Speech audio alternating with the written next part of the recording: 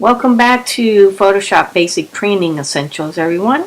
In this video, we're going to be optimizing images for web portfolio and making a contact sheet. And there's a number of things that we need to do in preparation for it and activities in order to get these things accomplished.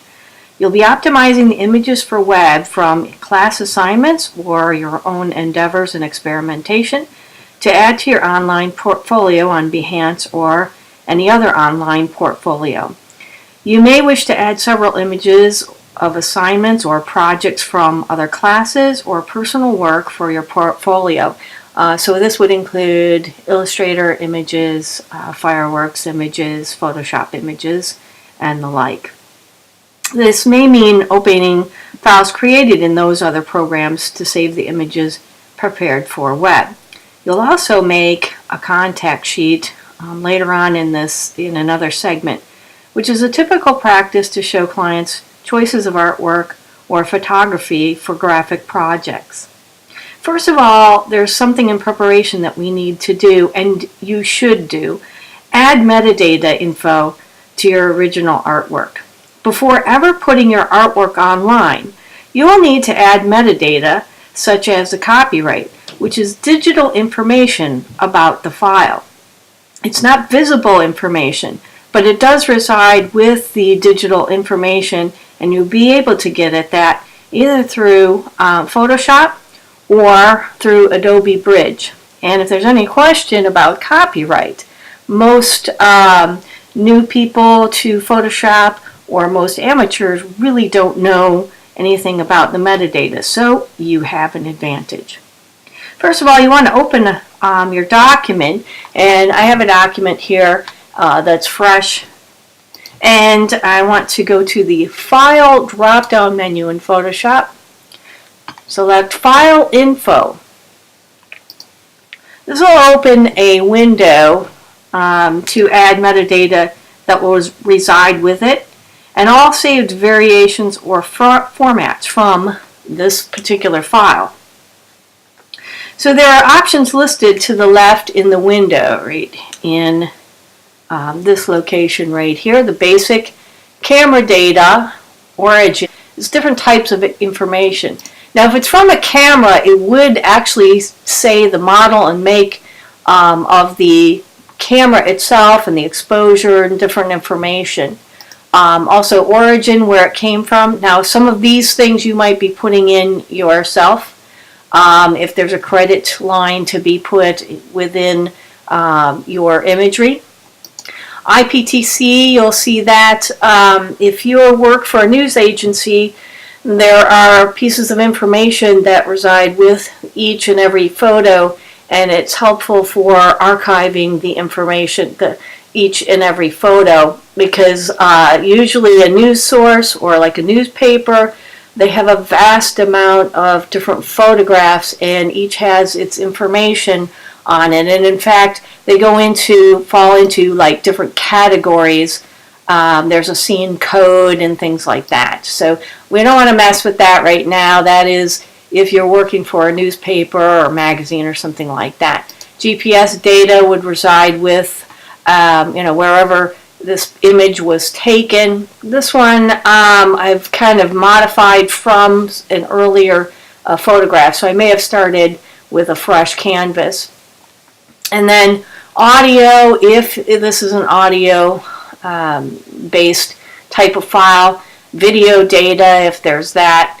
Also Photoshop, as we develop a history of different things that's been done to this file, then that will be collected in here. DICOM is actually for negatives, for x-rays and things like that, which is kind of cool to be able to manipulate that information. The raw data, okay, we don't really want to get into that, but that's all the background information of everything in this Photoshop file. We are actually going to stick with basic, which is great because you can quickly put in your metadata into place, and then it resides with your image and every variation as you save off of this original file. Okay, so the basic web tab here, I might make this title to the document. Bike, of course. All right, who's the author? Well, if I'm especially if I'm doing a photography, or I have done like a photo collage and things like that. Okay, so if I put myself, Professor Tennant, contrary to popular belief, my first name is Professor. Okay, what's my title? Okay, instructor. Helps if I spell it correctly. And I might put a description or not. You can put a rating to these and all kinds of things. Now, if there's a writer, well, that would be, involved in the, basic overall editing and project and stuff like that. If you want this to be searchable on the web, you can put keywords. But one of the main things is right here.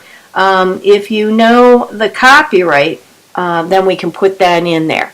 Currently, it would be unknown if you're starting from scratch. And so this basic tab here, we want to change that to copyrighted. If you know that the copyright is public domain, then go ahead and select that and leave it at that. But copyrighted material, you got to be very careful about. And images that you choose, of course, you need to make sure that you're crediting the photographer. If you are the photo editor, then that is more specific to this in the description, your author, and stuff like that. So you might put a description of who also took the photograph and things like that. All right, so copyright notice is as follows. The keyword copyright. Okay, we have to write that actually out. The year of the copyright. Okay, this happens to still be 2015 at the time that I'm recording this. And then the name of the copyright owner, such as their name, or a publisher, or a company name. Now I can put this for myself. Normally, see, we don't want things like abbreviations of people's names. We really don't want to have letters to represent something. You want to spell everything out. So normally I would be like this. Okay, my professional name written out. If I'm going with Lisa, okay, that could be anybody. You don't want to, unless you're Cher, you don't want to just put one little name in there. Or if it's for a company like that. So instead of FTC, represent Florida Technical College, in this instance you want to write it out.